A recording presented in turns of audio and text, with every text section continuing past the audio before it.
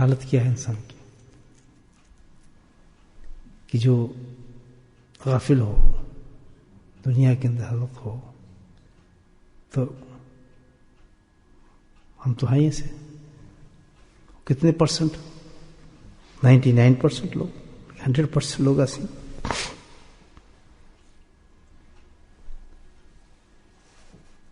آپ صلی اللہ علیہ وسلم نے جواب کیا دیا؟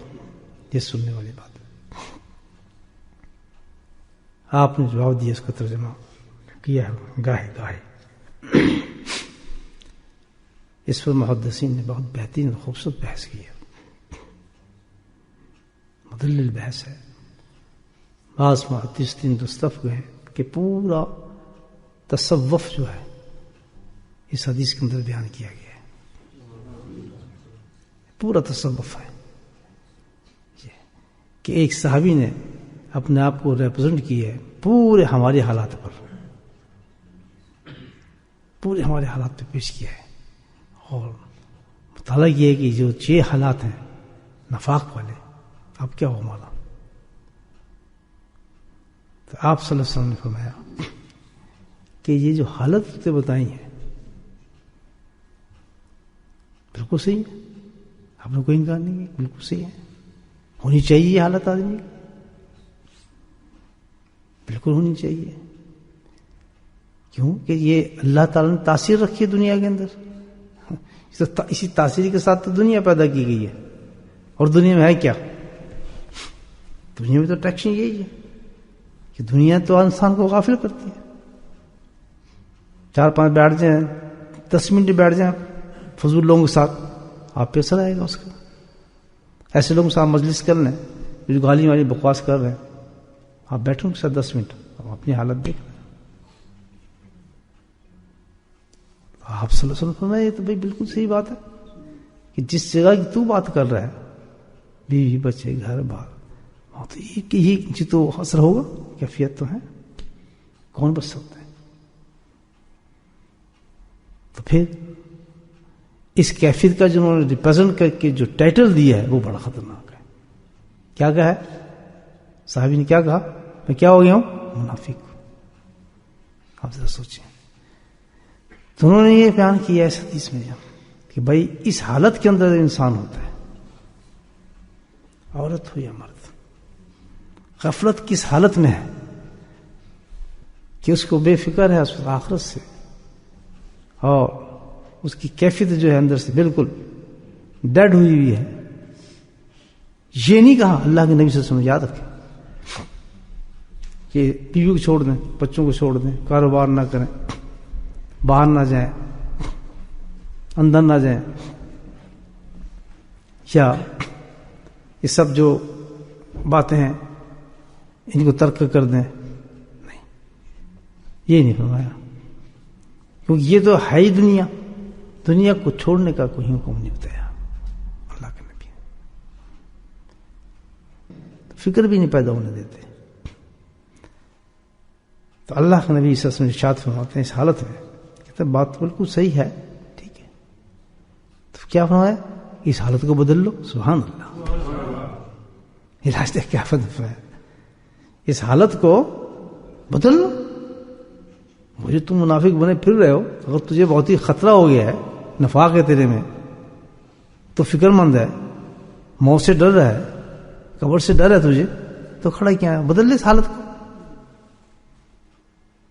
کون سی دیر لگتی ہے؟ یہ حالت کیسے بدلوں؟ کس طرح بدلی جائے؟ یعنی بدلے جیسے تیری بدلی. سبحان اللہ.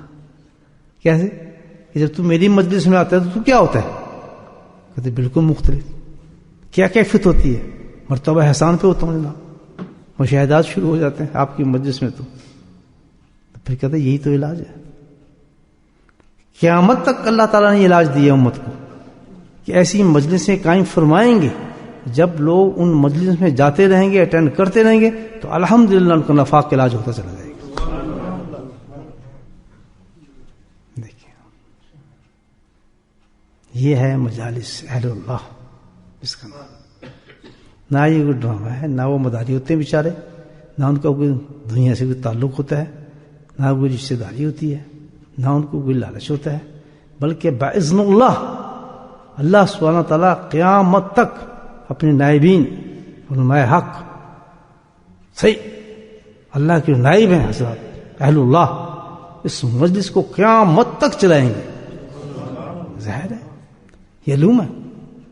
جس طرح تو جو اتنا بڑی چیز ہے کہ جس سے آدمی منافق ہو کے مر جاتا ہے، مجھے پتہ ہے اس کا علاج کیا ہے. اس کے علاج کے لیے بھی انتظام کیا گیا ہے. اللہ کے نبی فرماتے ہیں اللہ نے کہ ایسا نہیں، اس کا بھی انتظام کیا ہے. اگر قرآن کا کیا ہے، حدیث کا کیا ہے، تو یہ تو اس سے بھی زیادہ ضروری چیز ہے. یہ تو اس کا مغز ہے، روح ہے. تو اللہ اس کا انتظام نہیں کریں گے.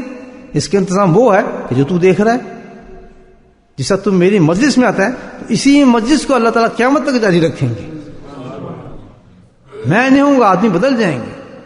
عبداللہ بن مسعود نہیں ہوں گے قرآن حدیث اور قرآن پڑھانے والے، لیکن علماء بدل جائیں گے، شکلیں بدل جائیں گی، لیکن فیض وہی جاری رہے گا جو وہاں تک تھا. یہ اہل اللہ کی جو مجالس ہیں یہ فیض وہی جاری ہے جو اللہ کے نبی صلی اللہ علیہ وسلم کی مجالس میں ہوتا تھا، جو ملتا تھا. فیض وہی جاری ہے آج بھی، کل بھی، آنے والے کل تک، قیامت تک. الحمدللہ اگر کوئی انسان اپنے نفاق سے بچنا چاہے گا، کس طرح؟ نفاق سے تو بچ نہیں سکتا آدمی. اللہ کے نبی نے کہا کہ دنیا ہے ہی ہے، ہر آدمی دنیا میں ہوگا، بال بچوں میں ہوگا، کاروبار میں ہوگا، جو کہ پارٹ آف لائف ہے ہمارا، اس پہ گن چڑھے گا نفاق. اور اس حالت میں مر جاتا ہے فارغ، وہ کیا جواب دے گا؟ جاؤ دنیا میں وہی بات ہے، کام کرو، گند پڑے گا، لیکن فوراً کیا ہو؟ کسی اللہ والے کی مسجد میں بیٹھ جاؤ. یہ تو کیا حنظلہ تھا، وہی نصیب کریں. دنیا میں جا، گھوم کیا، جب تو آئے گا میرے پاس مقام احسان پہ تو پہنچ جائے گا. اللہ تیری کیفیت پھر بلند ہو جائیں گی. گھبرانے کی کوئی بات نہیں. اور یہی سب سے بڑا انسان کے لیے مجاہدہ ہے. اب آپ اندازہ لگا لیں کہ کسی انسان کو ایسی مجلس ملے، آپ سوچیں ایسی مجلس چل رہی ہوں تو اس مجلس کے بارے میں انسان کا کتنا تقدس، کتنا ادب اور کتنا احترام دل کے اندر ہونا چاہیے. یہ بہت ضروری چیز یاد رکھیں، ورنہ ملتا کچھ نہیں. ایک سطحی طور پہ ایسی قرآن کو پکڑ لیا، سطحی طور پہ مسجد کو پکڑ لیا، روٹین ہے، بس نماز پڑھی چلی گئے. یہ نہیں دیکھا کہ نماز ہے کیا چیز، نماز کی حیثیت کیا ہے. یہ تو معراج کرا دیتی ہے. اس کے تقدس کو، اس کی عظمت کو، اس کی شان کو ہم نے نہیں سوچا. یہ سب جو ہے یہ کیا ہے؟ ایک روٹین ہے. بس نماز پڑھیں، بس یہ کریں، ویسے ذکر کریں، ذکر بس بڑا بڑا ذکر ہو گیا، ذکر تو کریں. نہیں، یہ تو مجالس بھائی بہت بہت قیمتی مجلس ہے الحمدللہ. اس کے تقدس، اس کا ادب، کیونکہ اللہ سبحانہ تعالیٰ نے یہاں ایک بہت بڑی عبادت دینی ہے انسان کو. بہت بڑا مقصد ہے ان مجالس کا، کہ ہم نے داؤد کو کیا دیا؟ آواز دی، پڑھنا دیا، مجلس دی، اور مجلس میں کے ساتھ ذکر کرنے والے دیے. ہم نے یہ احسان کیا. یہ قرآن پڑھنا ہم نے کیا کیا؟ یہ احسان ہے ہمارا، کہ اتنی بڑی ایسی مجلس کا مل جانا ہمارا احسان ہے کہ ہم الحمدللہ کتنی چیز دے رہے ہیں. تو بتائیں کتنی بڑی چیز ہوگی انسان کو. اس مجالس کے بارے میں اللہ نے کہا ہے کہ مجالس اتنی بڑی ہیں. اللہ کہتے ہیں میرا احسان سمجھے اس کو، ایک معمولی چیز نہیں ہے. جہاں مل کے انسان بیٹھ کے اللہ کو یاد کر رہا ہو، اللہ کا ذکر کر رہا ہو، اور سب بیٹھے ہوں اور گروہ کے اندر انسان یاد کر رہا ہے، اور الحمدللہ خوب آوازوں کے ساتھ اللہ کو یاد کیا جا رہا ہے، بے لوث طریقے سے، اخلاص کے ساتھ. تو فرمایا یہ تو سنت داؤدی ہے بالکل.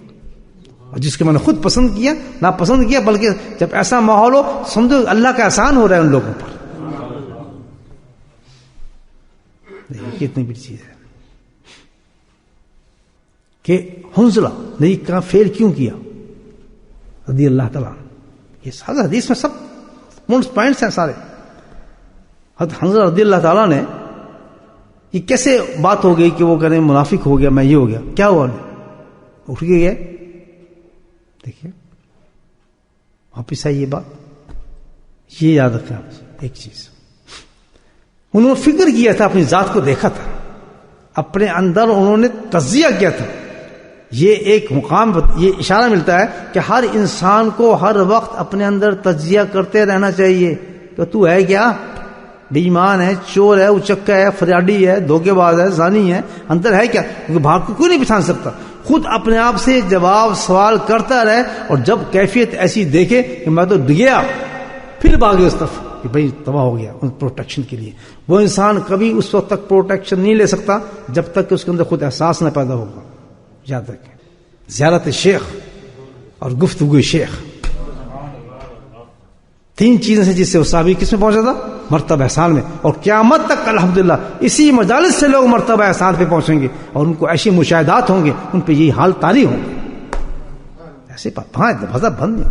آپ کو انہی مجلس میں لوگ نظر آئیں گے جن کے نیتیں صحیح ہوں گی، جن میں اخلاص ہوگا اور ادب ہوگا.